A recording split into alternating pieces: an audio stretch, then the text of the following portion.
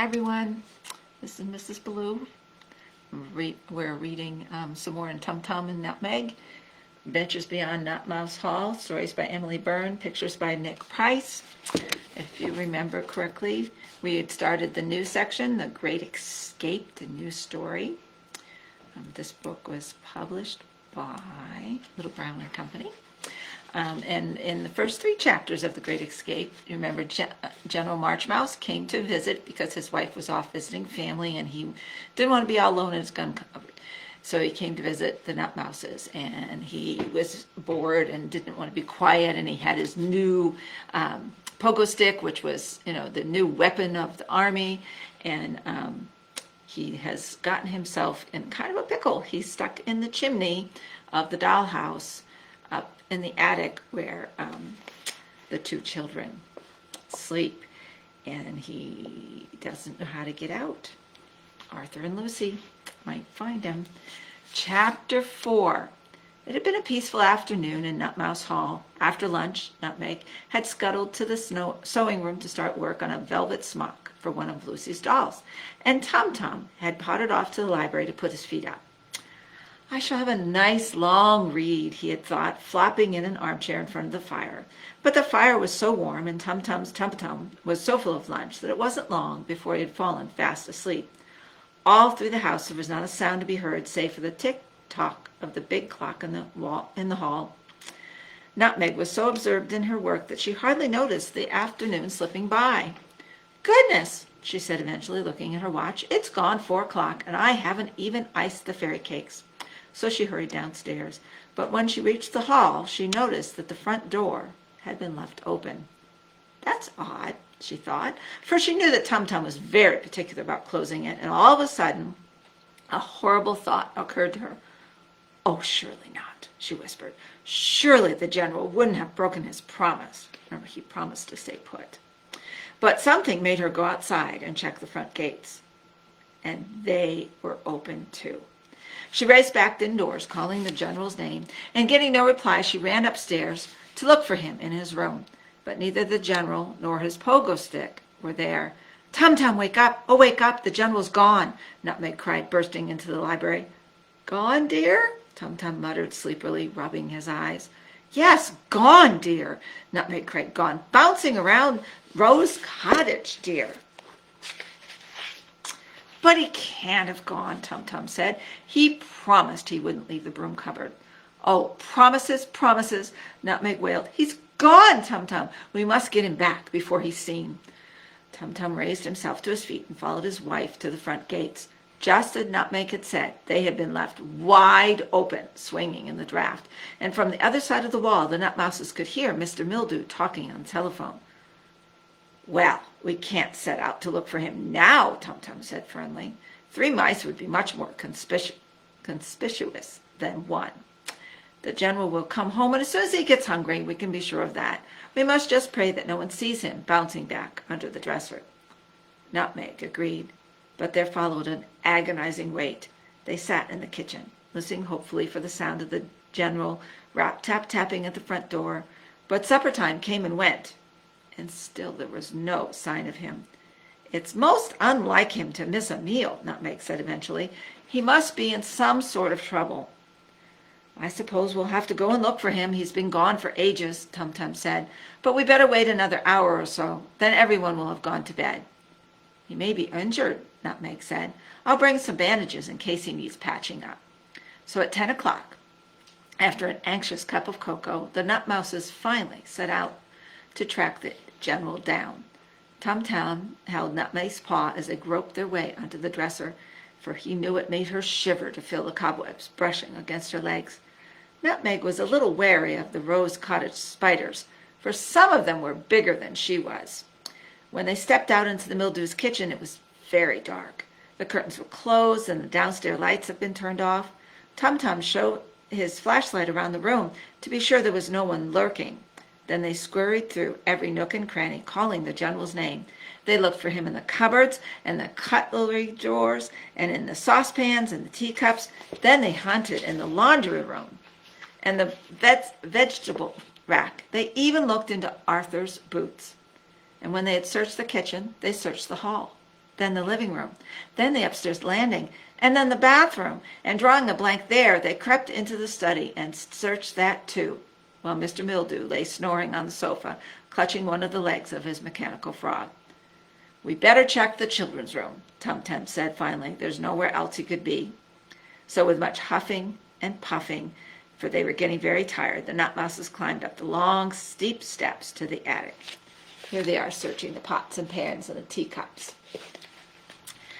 Arthur and Lucy were sound asleep, for it was long past their bedtime, but the Nutmouses entered the room on tiptoe, just in case. When Tum Tum was sure the children were sleeping, he turned on his flashlight and shone it over the floor, and they were both astonished at what they saw. "Oh!" Nutmeg cried, gazing round her in dismay. She had tidied the room only last night, but now it looked like a battlefield. Whatever could have happened, she asked. Tum Tum put his arm around her, feeling equally bewildered. It didn't occur to them that the general could be responsible for such a mess. They stood in silence, surveying the chaos. Then suddenly they heard a noise that made them jump. It was the sort of noise a ghost might make, a long, muffled "ah." They both stiffened and pricked their ears. There was a brief silence. Then they heard it again, louder this time. They crept toward it, glancing warily at the tin soldiers firing from the windows. Then they poked their heads into the hall. The moaning had started up again, and it sounded much closer now. "It's coming from there," Tum Tum said, gesturing toward the living room. They tiptoed together through the door. "Gracious," said Tum Tum, pointing to the hearth. "It's the general's pogo stick." No sooner had he spoken than the moaning started again, but this time instead of "ah," it sounded like "help me," and it was echoing down the chimney. Tum Tum crouched in the fireplace and shone his flashlight up to discover a very wretched-looking General Marchmouse suspended upside down. "General!" Tum Tum cried. "Whatever are you doing?" "I am hanging upside down," the general said furiously. "Can't you see? I've been stuck here all afternoon. Now pull me down, won't you? Pull me down." The general stretched out a paw, and Tum Tum grasped it as tight as he could and pulled and pulled. Then Nutmeg held on to Tum Tum, and she pulled too. And finally, with Tum Tum and Nutmeg both pulling with all their might, the general thudded into the grate. "Oh," he moaned feebly, "I thought I'd starve to death." "How on earth did you get up there, General?" Tum Tum asked, heaving him to his feet. "I was hiding," the general said miserably, rubbing this bruise on the end of his nose. "I'd had a perfectly pleasant afternoon, commanding the tin soldiers in battle. Then I decided to take Arthur's train for a spin, but the tiresome thing crashed, and just as I was crawling out of the wreckage," there they are, pulling him out of the chimney. "So it was you who caused all this mayhem, General?"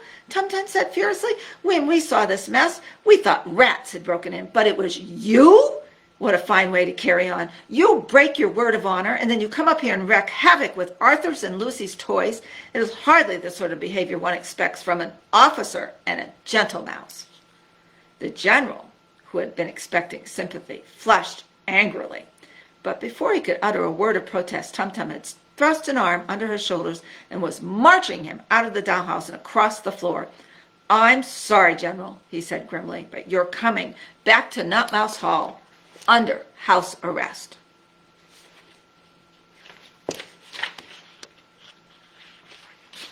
Chapter 5. As Tum Tum was leading his indignant prisoner toward the steps, Nutmeg noticed the letter addressed to her on the children's dresser. She quickly scrambled up to it, climbing by means of the various socks and tights and sweater sleeves tumbling from the drawers. She was dismayed to think of the children coming home to find all their toys in disarray, and she was terrified they might have caught sight of the general before he flung himself down the dollhouse chimney. So she was anxious to see what the letter would say. But when she read it, her mind was put to rest. "An elf," she chuckled, reading in the glow of Lucy's alarm clock. "So they think General Marchmouse is an elf. Goodness, what would all the mice in the village think?" Nutmeg at once dashed back into the dollhouse and sat down at the desk in the living room where she kept her stationery. She had her main desk at Nutmouse Hall, but this was the one she used when she wrote to the children. There was even a little light on it, which she needed on nights such as this when there was no moon to see by. She dipped her pen in the ink pot, unfolded a piece of stiff white paper, and composed the following reply. Dear Arthur and Lucy, I am sorry for all the mess the naughty elf has caused, but I will come and tidy it up tomorrow night. I believe I know the elf concerned, and I promise he won't come back. You need not do a thing. Love, Nutmeg. She put the letter in an envelope and addressed it to Arthur and Lucy Mildew, The Attic, Rose Cottage. Her writing was so small that the children always had to read her letters with a magnifying glass. And she is writing the letter. She stuffed it in the pocket of her apron, then climbed back up the dresser and propped it against Lucy's hairbrush. After that, she rushed off to catch up with Tum Tum, who had already dragged his prisoner back to Nutmouse Hall. The Nutmouses were determined to keep Nutmeg's promise and to prevent the general from ever returning to the attic. So Tum Tum padlocked the front gates, and he kept the key to the padlock on a string around his neck so as to be sure the general could not get his paws on it. They had expected him to be furious at being held prisoner, but he appeared to take it quite well. On Monday, which was the first day of his captivity, he seemed restless and pogoed around and around the ballroom. But on Tuesday, he was much calmer, and by Wednesday, he gave the impression he was enjoying his quiet life. He helped Nutmeg make a stew in the morning, then he ate a magnificent lunch and spent the afternoon dozing in the library. I do so like these peaceful spring days, Tum Tum said as he led his guest into dinner that evening. Quite so, the general agreed. A peaceful day is just the sort of day I like. Tum Tum was very pleased to hear this. But in actual fact, the general hated peaceful days, and he was not feeling nearly as settled as he would have Tum Tum believe. The general was secretly still fuming at being held hostage and was longing to get back to the attic. He may have been battered and bruised by his adventures, but every bone in his body ached for another ride on Arthur's train set and another chance to lob toy grenades at the dollhouse. So his relaxed manner was just a ploy while he plotted his escape. He had been thinking of all sorts of bold and foolish schemes. He could smash through the Nutmouse's gates with a battering ram or blast them open with gunpowder. But since he didn't have a battering ram or any gunpowder, he was unlikely to succeed. Then finally, shortly before dinner, he had come up what he considered with a much more sensible plan. There he is on the banister of some stairs. I wonder if that plays into his plan. How about a game of Scrabble? Tum Tum asked when they had finished dessert. The general yawned theatrically. Truth be told, I'm feeling a bit sluggish, he said. I think I'll go to bed and read a learned book. Good idea, Tum Tum said approvingly, thinking he might just do the same. Sleep tight then. Sleep tight, the general replied. Then he walked upstairs, humming a little tune, but instead of going to his room, he loitered on the landing. And as soon as he had heard the Nutmouses going into the library with their tray of cocoa, he slid gleefully down the banister and slipped out the front door. He had hidden his pogo stick among the croquet mallets. He picked it up and started hopping purposely across the broom cupboard floor. But he did not head for the gates, for he knew that they were locked. Instead, he bounced around Nutmouse Hall toward the broom cupboard's back wall. High up in that wall was a little window, and it was through that window that the general intended to escape. Well, here we have a preview of him climbing something. Looks like he might get out that window. Let's see. It was far above his head, and the wall was much too smooth for him to climb. But the general had an ambitious plan. Pressing down on the footrest as hard as he could, he pogoed back and forth on the floor, each bounce carrying him higher and higher until he was bouncing so high he could see a fly cruising in the air below him. And then the general bounced higher still, and when he was level with the window, he let go of his pogo stick and grabbed the sill with both paws. He clung to it for dear life and heard the stick clatter to the floor beneath him. Then slowly, he heaved himself up onto the ledge. No one can make a prisoner of me, he thought, as he stood looking down triumphantly on the rooftops of Nutmouse Hall. He wriggled out through the little crack in the window pane, then clambered down the honeysuckle to the ground. General March Mouse strikes again, he chuckled as he marched along beside the wall. Then he held in his stomach and crawled into Rose Cottage under the garden door. He's escaped. Oh my goodness. So he slid down the banister and then he bounced up to the window. Let's see what happens next. Chapter 6. Mr. Mildew was sitting at the kitchen table, but the general crept across the floor behind him and reached the hall unseen. The children were in the living room. He could hear their voices carrying under the door. Good, he said, thinking that once again he would have all the toys to himself. But when he arrived in the attic, he found that everything was amiss.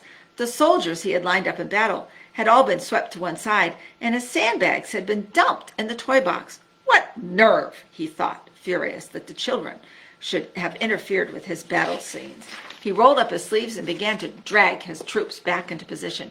He arranged the khaki soldiers in crescents around the floor, then he hauled the red ones into the dollhouse. He was dripping with sweat, and his camouflage uniform felt unbearably hot. There was only one thing for it. He would have to strip off. No one will see me, he thought, hastily removing his jacket and trousers. He undressed down to his underpants and felt much more comfortable. Back to work, he grunted, and started lugging a soldier up the dollhouse stairs.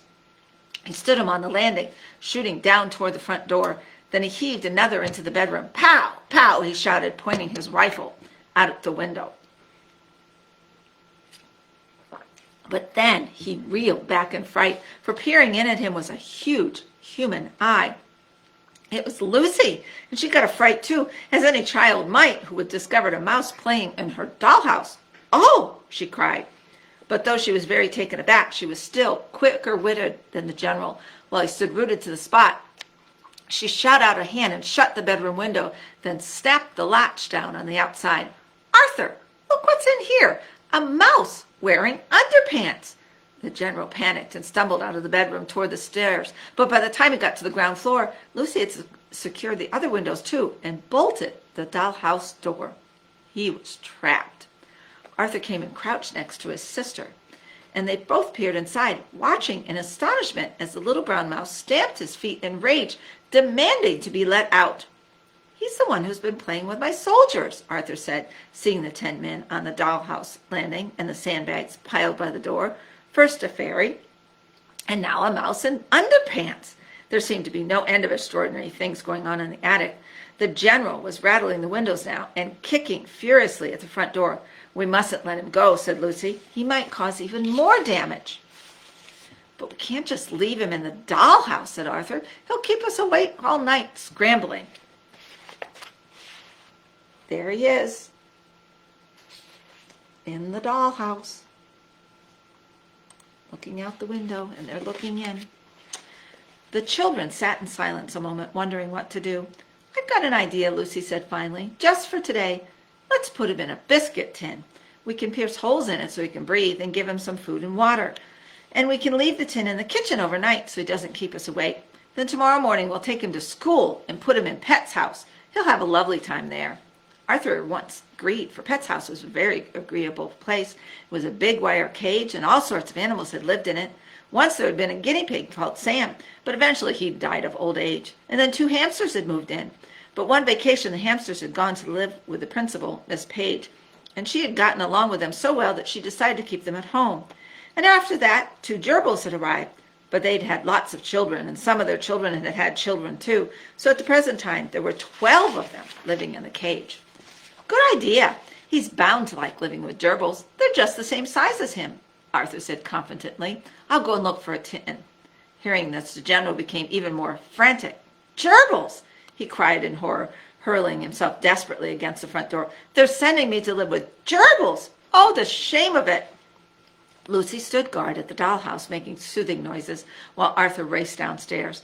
A few minutes later, he returned carrying a purple tin with Scottish oat cakes written on the side. He poked 3 holes in the lid with a compass, and Lucy made a bed inside out of old socks. Then the children took 2 bowls from the dollhouse and filled one with breadcrumbs and the other with water. He'll be very comfortable in there, Lucy said. Then she opened the living room window and reached a hand inside. The general cowered behind the sofa with his paws over his eyes. Not a biscuit tin, he begged. Oh, please don't put me in a dark, dank biscuit tin. But his protest went unheard. He felt a sudden brush on his spine, and the next thing he knew, he was being carried in the air. in Lucy's fists. Then everything went dark as he was dumped in his tin prison and lid was shut on him. "Let me out! I demand to be let out," he cried furiously as the children carried him downstairs to the kitchen. "Do you know who I am?"